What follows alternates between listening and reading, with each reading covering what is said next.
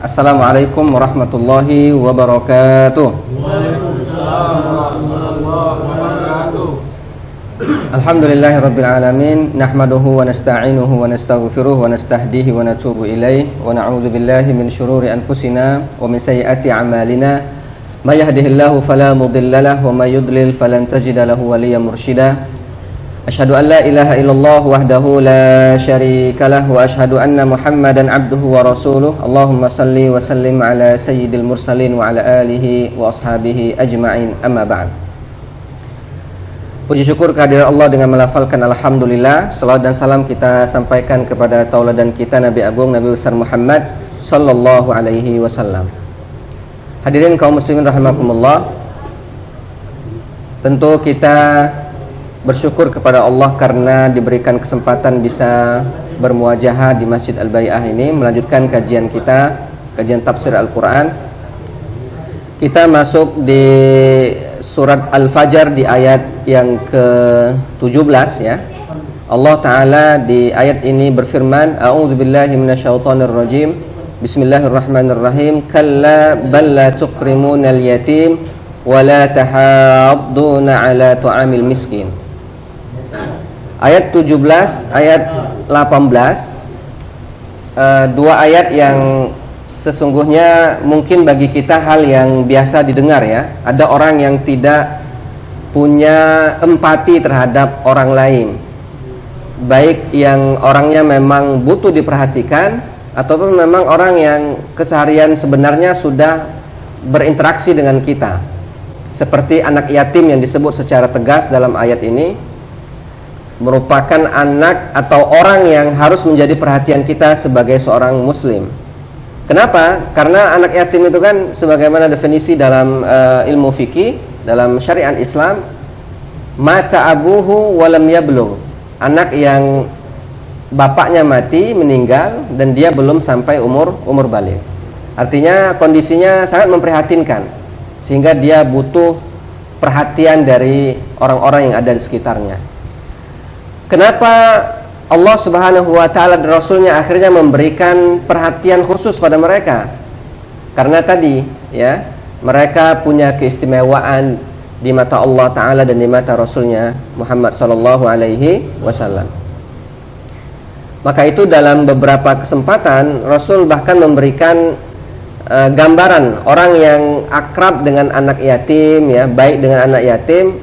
Kata Nabi dalam hadis, ka'annahu hakadha fil jannah fa asyara ibahamaihi wal wusta. Nabi menyebutkan nanti orang yang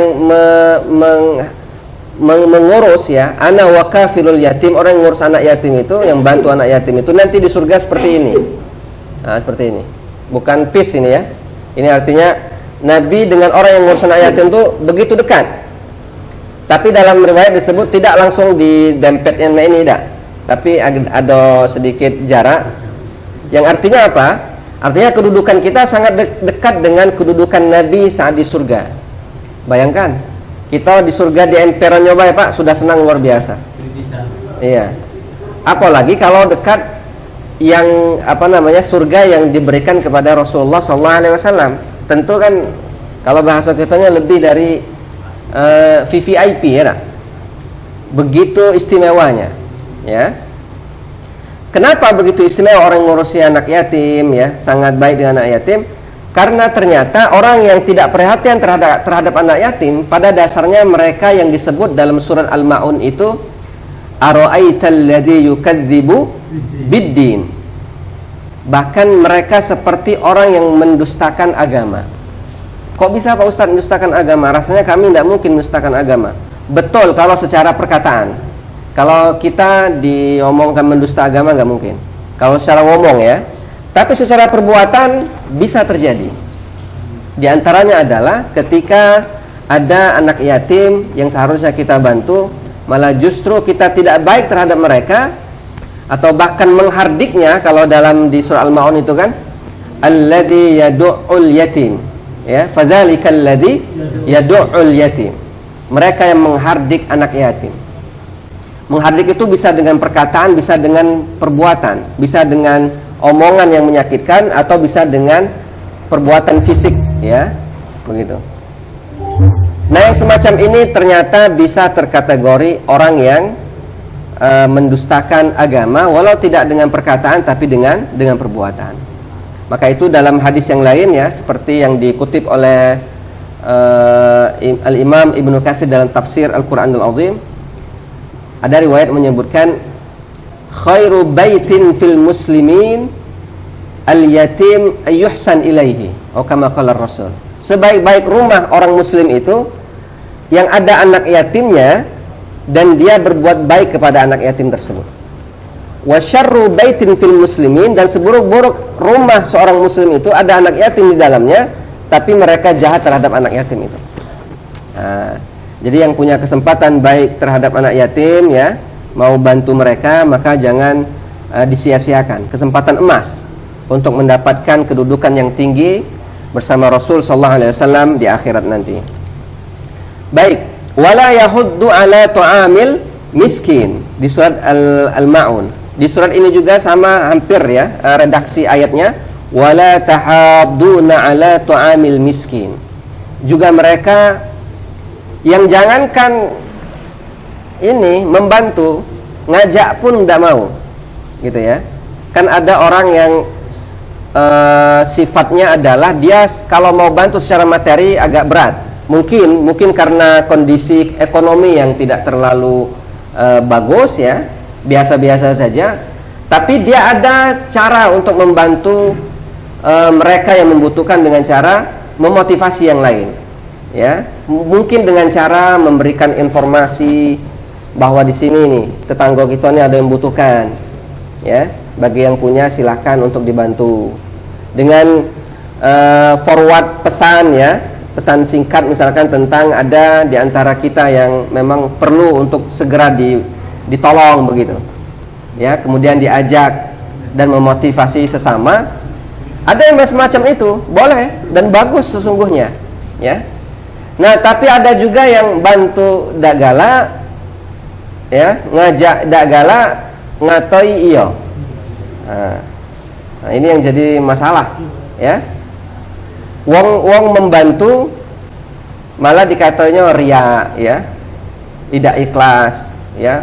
Kemudian ketika diupload di media sosial mulai, ya, tangannya gatal, dikomentari, kau ini tidak ikhlas, ini berinfak tapi diupload, ya, di Facebook dan lain sebagainya. Padahal hal semacam itu kan tidak bisa kita kemudian menjudge orang, menghakimi orang bahwa dia ria atau tidak. Yang tahu ria atau tidak itu hanyalah orang yang bersangkutan.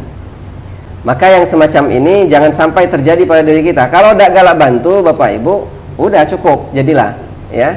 Jangan sampai kemudian kita lebih dari itu malah menyakiti orang yang kita tidak bantu atau orang yang ingin membantu kemudian kita komentari. Dan ini juga terkategori orang yang mendustakan hari kebangkitan atau mendustakan agama. Dan ini berdampak kepada ibadah sesungguhnya. Makanya di surah Al-Maun itu, ya, kita sudah bahas kemarin. Ada ayat berikutnya setelah wala yahuddu ala tu'amil miskin, setelahnya apa? Apa setelah ayat itu? Wala yahuddu ala tu'amil miskin fawailul lil musallin. Celakalah orang yang sholat. Celaka orang yang sholat ini juga ternyata berdampak kepada orang-orang yang mereka sesungguhnya jauh terhadap ajaran Islam, ya. Walaupun dia belajar, tapi ternyata ibadah yang dia kerjakan hanya sekedar melepaskan kewajiban. Kenapa bisa celaka sholat? Ini sering kami sampaikan agar jangan salah, jangan keliru memahami ayat ini, ya. Kagak dipakai orang untuk menjadi dalil yang tak galak sholat, ya. Payah sholat kita, ayo lajulah. Fawailul lil musallin, uji dia. Celakalah orang yang sholat. Padahal ayat itu belum selesai. Apa lanjutan ayatnya? Alladzina hum an salatihim sahun. Di sini ada ayat yang ada kalimat yang begitu detail Allah gunakan, ya. Andaikan Allah gunakan, ada spidol nih. Misal Allah gunakan ayatnya itu alladzina hum ya, alladzina hum an kan? An salatihim sahun.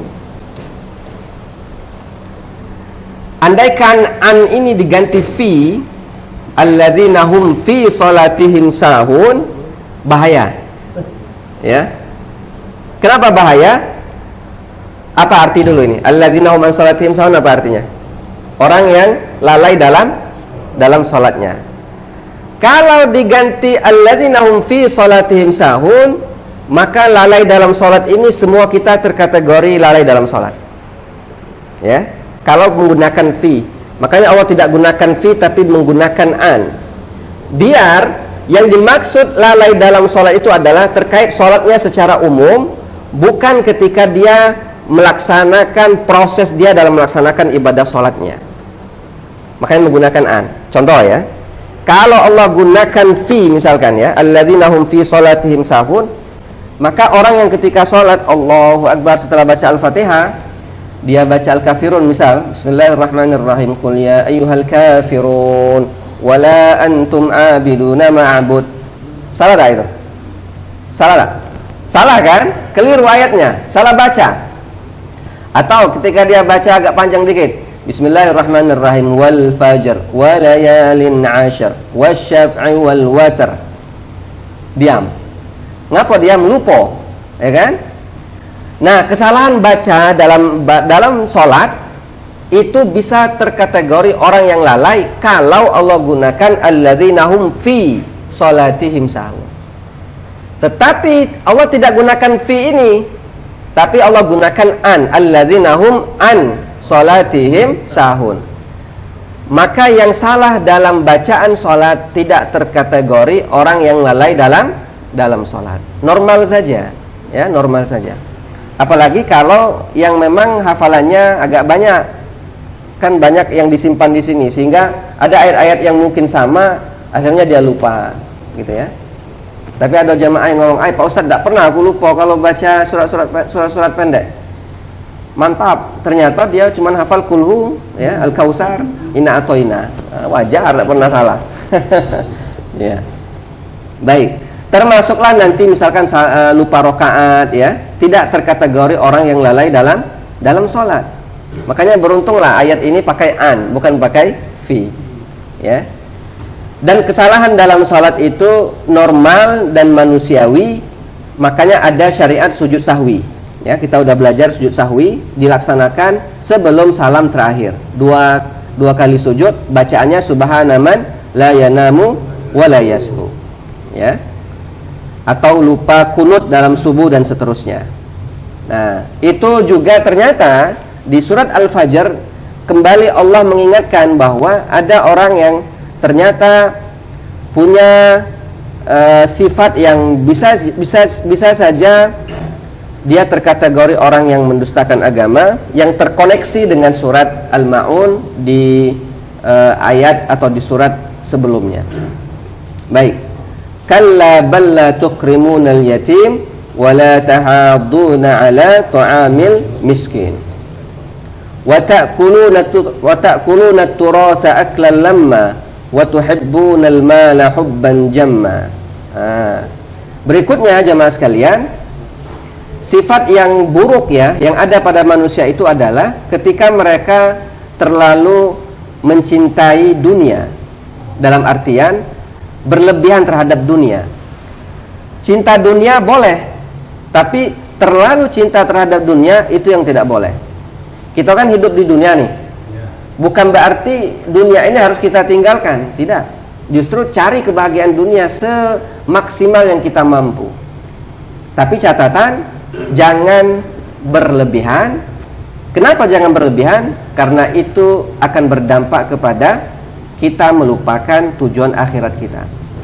Walal akhiratu khairul laka minal ula. Dunia akhirat itu boleh dikejar, tapi prioritasnya adalah akhirat. Dunia cari apa yang ingin dicari dari kebahagiaan, dari harta dan lain sebagainya, tapi jangan sampai melupakan akhirat, ya. Justru seharusnya akhirat jadi prioritas, dunia ini tinggal nanti ngikut baik. Begitu. Nah, orang yang punya sifat buruk terhadap terhadap dunia, maka dia akan berlebihan mencintainya. Wa tuhibbunal mala hubban jamma, yang cintanya itu akan berdampak kepada dia lupa untuk melaksanakan apa yang seharusnya dia lakukan sebagai seorang muslim.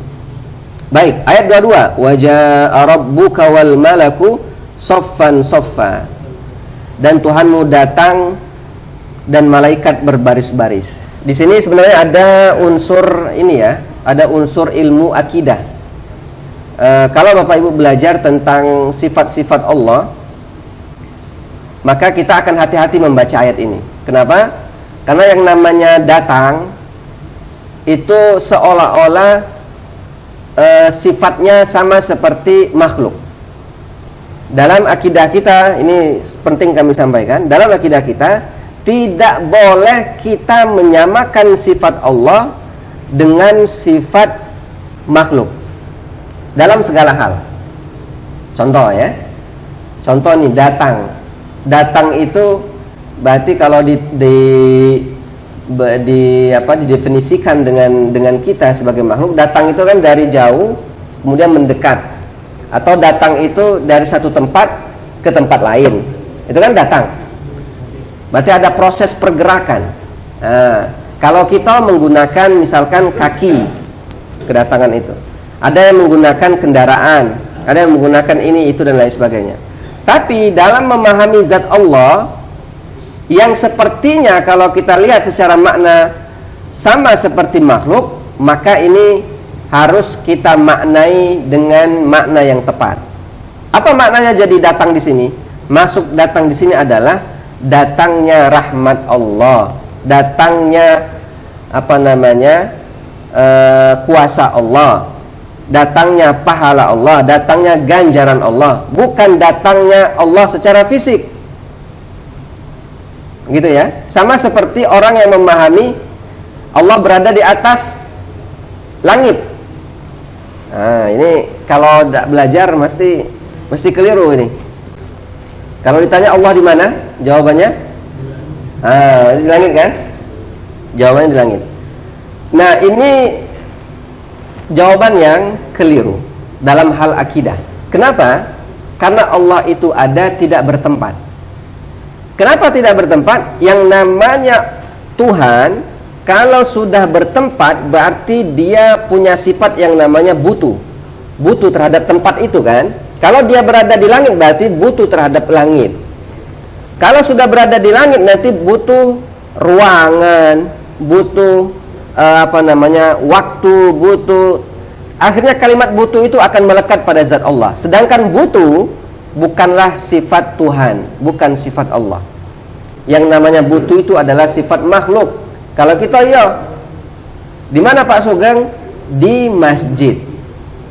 Pak Sugeng di masjid ini berarti butuh ada masjid, ada ruangan di dalam masjid, dia butuh duduk di atas karpet, bersandar di dinding gitu ya.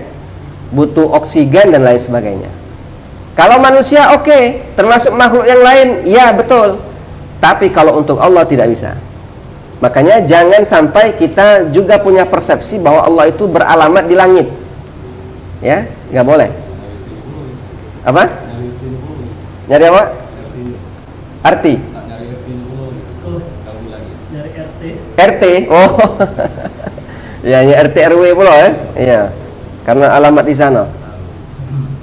Maka para ulama kita Ahlus Sunnah wal Jamaah menyatakan bahwa kita harus benar dalam berakidah, khususnya terkait dengan Allah ya.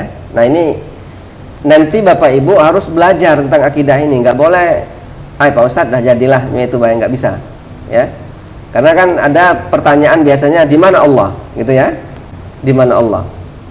Nah, jawabannya nanti di angit misalkan, di atas arsy. Nggak bisa begitu ya, karena berdampak terhadap akidah.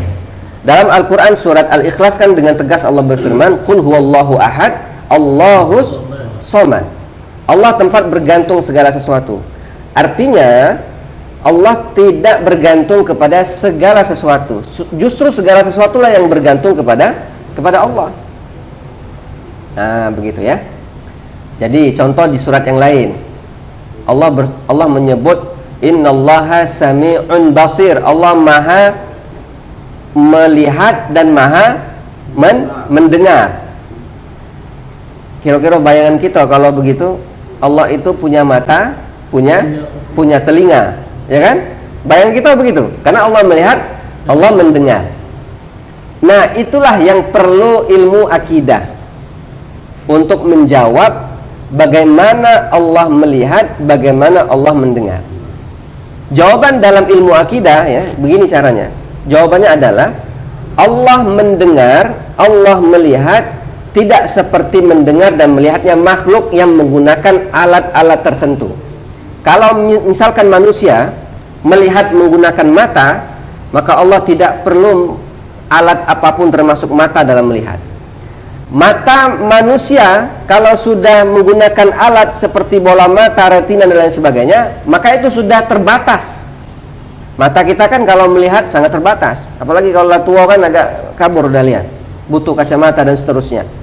Kalaupun terang, oke, mata kita hebat, terang luar biasa, tidak akan mampu melihat sesuatu yang jauh. Ya, apalagi melihat yang sudah tertutup oleh tirai ya, oleh dinding, maka tidak akan mampu mata kita menembus. Itulah mata makhluk, itulah mata manusia. Maka mata manusia yang punya sifat semacam itu tidak bisa kemudian kita bawa kepada cara melihatnya Allah Subhanahu wa ta'ala. Begitu ya. Termasuklah mendengar. Allah tidak butuh alat seperti telinga, gendang telinga dan seterusnya, nggak bisa. Ya. Tangan, dalam Quran disebut memang Allah ada yang disebut dengan yadun, tangan. Apakah makna tangan seperti tangannya manusia? Tentu tidak. Ya. Maka dia dimaknai dengan cara ditakwil dalam kajian akidah disebut dengan takwil. Takwil itu artinya memaknai dia tidak secara tekstual, literally tidak. Karena kalau literally tangan, udah kita kan ngerti kalau tangan tuh yang bayangan kita ada jari jemari, ada lengannya gitu ya. Ini namanya tangan. Tidak boleh berpikir ke sana bahwa Allah punya tangan sama seperti tangan makhluk. Apalagi kalau berpikir seperti tangannya hewan, nauzubillah. Ya, atau makhluk tertentu, nggak bisa. Kenapa? Karena tentu dalam Al-Qur'an dengan tegas Allah mengatakan laisa kamitslihi syai'un wa huwas samiul basir. Allah itu tidak sama dengan makhluknya. Jadi jangan disama-samakan. Tapi Pak Ustadz, nah kadang orang berpikir ini. Tapi Pak Ustadz, aku ini kalau kadang berpikir tentang zat Allah macam-macam. Jadi yang terfikir di otak ini Allah tuh cak ini, cak itu, cak ini. Maka kalau terpikir sedikit bayana itu Bapak Ibu, dengarkan kaidah yang diajarkan ulama. Apa itu? Kullu ma khatara bibalik fallahu khilafu dzalik. Kalau apapun yang terpikir dalam otakmu tentang Allah, pastikan bahwa Allah itu berbeda dengan apa yang kau pikirkan. Saya ulang ya. Segala sesuatu yang terfikirkan dalam pikiran kita, dalam otak kita tentang zat Allah, pastikan bahwa Allah berbeda dengan apa yang kita pikirkan. Kenapa bisa begitu? Karena pikiran kita terbatas. Ya, terbatas sekali.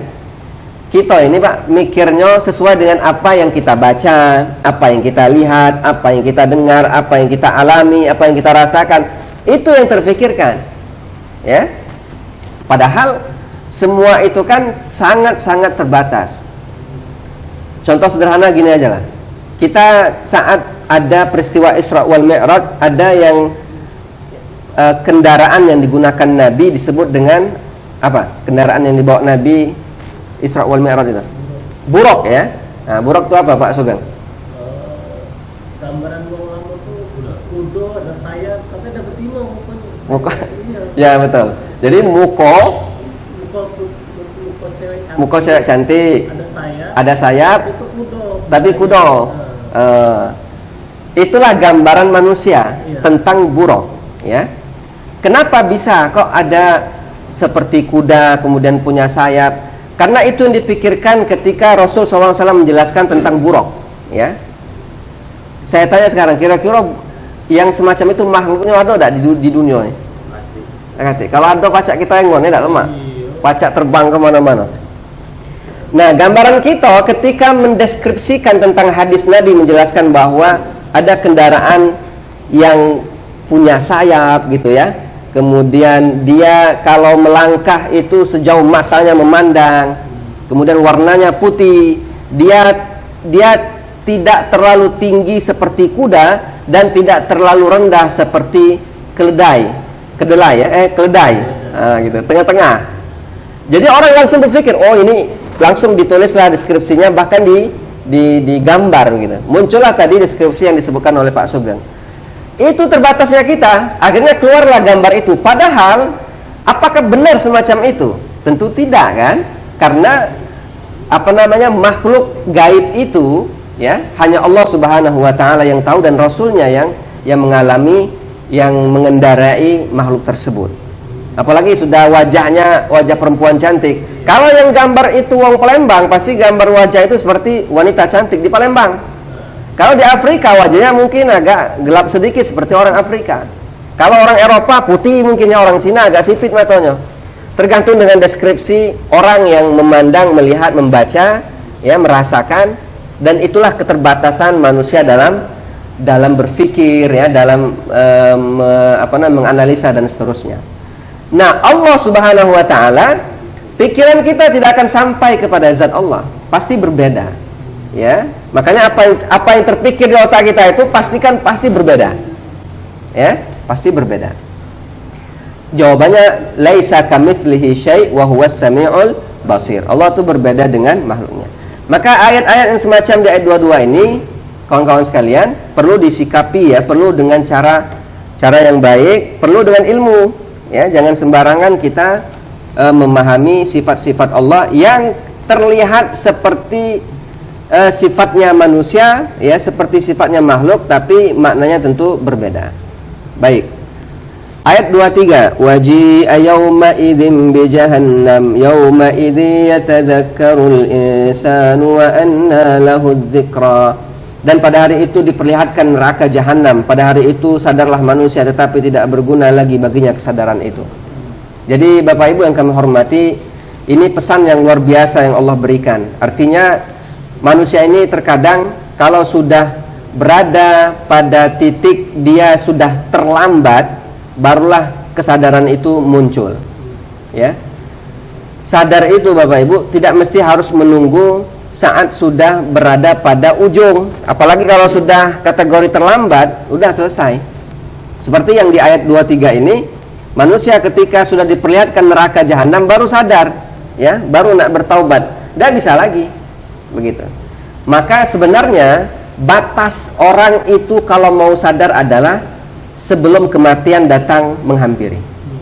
Kalau belum mati, maka kesadaran itu, taubat itu masih sangat terbuka lebar. Tapi masalahnya kita ini tidak tahu kapan. Tidak tahu kita kapan mati. Maka itu caranya adalah bersegera sadarnya. Bahasa lainnya bersegera bertaubat. Nak nunggu kapan? Pak Ustaz nunggu agak tua dikit. Lemak kalau sampai tua. Kalau kagetlah mati duluan. Gitu ya. Banyak orang yang meninggal tapi tidak mesti harus tua terlebih dahulu. Ya kan? Nantilah Pak Ustaz kalau agak sakit-sakitan. Iya kalau sempat sakit. Kalau mati duluan, mana? Begitu. Jadi mati itu tidak kata syarat harus tua dulu, harus sakit dulu, harus berubah dada. Ya. Maka untuk menghindari hal-hal yang kira-kira bakal membuat kita nanti menyesal di akhirat, menyesal di alam kubur, para ulama sepakat bersegera untuk bertaubat itu hukumnya wajib. Saya ulang, bersegera bertaubat, meminta ampun kepada Allah, hukumnya wajib. Ya, berarti tidak boleh ditunda-tunda, tidak boleh tunda.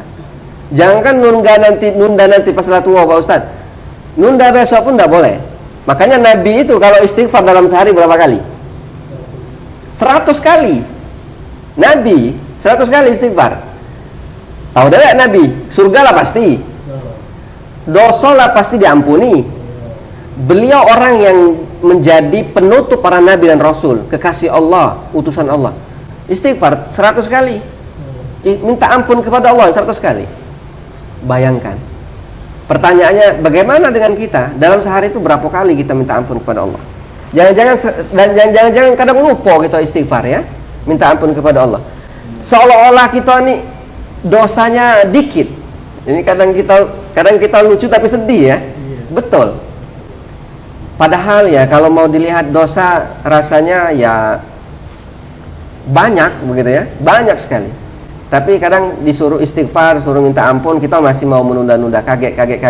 Kalau lama mati baru akhirnya meminta ampun. Makanya ini yang Allah sebutkan di ayat yang lain, di surat As-Sajdah yang biasa dibaca di malam Jumat itu ya, di subuh Jumat.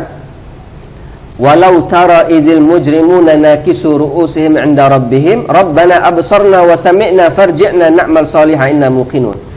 Kata Allah, andai kau mampu melihat orang yang berada di alam kubur, mereka yang melakukan maksiat pada saat hidup di dunia itu, di dalam kubur mereka itu hidupnya miris. Sedih melihat mereka. Kenapa sedih? Mereka menangis, merengek, meminta ampun kepada Allah, dan permintaan mereka satu, minta kepada Allah.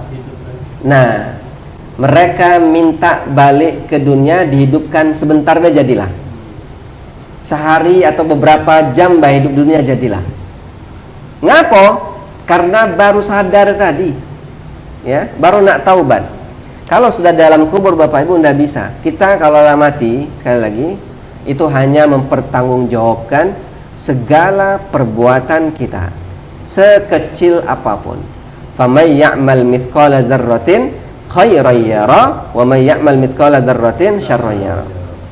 Makanya kalau ngomong masalah sudah mati itu selesai, tinggal kita siap-siap baik, ya. Maka kita kan ngomong sebelum mati nih. Makanya kami mengajak, mumpung bulan Ramadan masih, ya, kesempatan untuk memperbaiki diri terbuka lebar. Anggaplah Ramadan ini seperti lembaga pendidikan, madrasah, universitas, agar kita dibentuk, agar kita dididik menjadi manusia-manusia yang lebih baik ke depannya. Dan bahkan Ramadan ini merupakan fasilitas yang Allah gunakan, yang Allah berikan untuk kita agar apa? Agar bisa menghapus dosa-dosa kita. Ini fasilitas jarang-jarang digunakan ya. Jarang-jarang diberikan. Man shoma ramadhana imanan wahtisaban ghufira lahu ma taqaddama min dzambi. Yang puasanya benar, yang qiyamul lailnya benar, janji Allah adalah diampuni dosa-dosa yang telah lalu.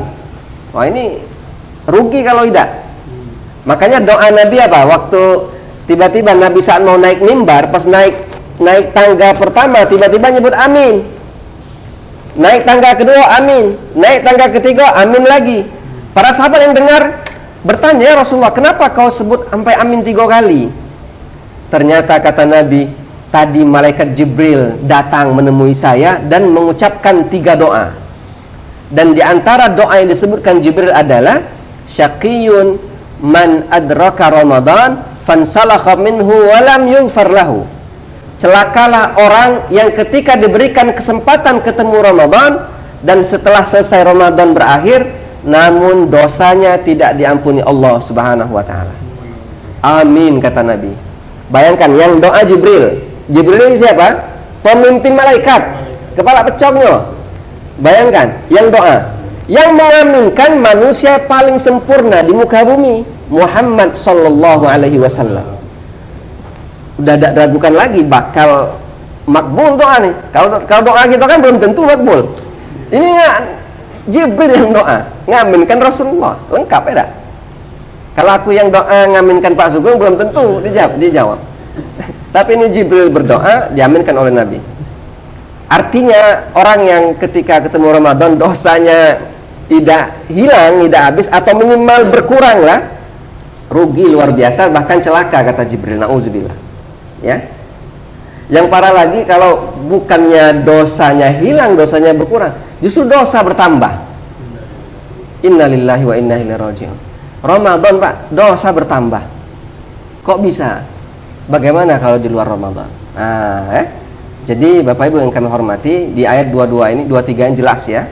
Allah Ta'ala terus mengingatkan agar kita bersegera untuk sadar sebelum semua terlambat. Karena itu kami mengajak, mari ya, mumpung masih Ramadan, tanggal berapa ini? Ramadannya tanggal 17 ya, malam ini 18 ya. 18 apa? Udah masuk 18. Lah 10 kedua berarti kan? Nah, sebentar lagi Ramadan akan berakhir. Maka manfaatkan dengan sebaik-baiknya. Mudah-mudahan Allah Subhanahu wa taala memberikan kesadaran yang penuh terhadap diri kita agar bisa mengisi hari-hari kita dengan ketaatan dan ibadah kepada Allah Subhanahu wa taala. Amin ya rabbal alamin. Barangkali itu yang bisa kami sampaikan, mudah-mudahan bermanfaat. Kepada Allah kita semohon ampun.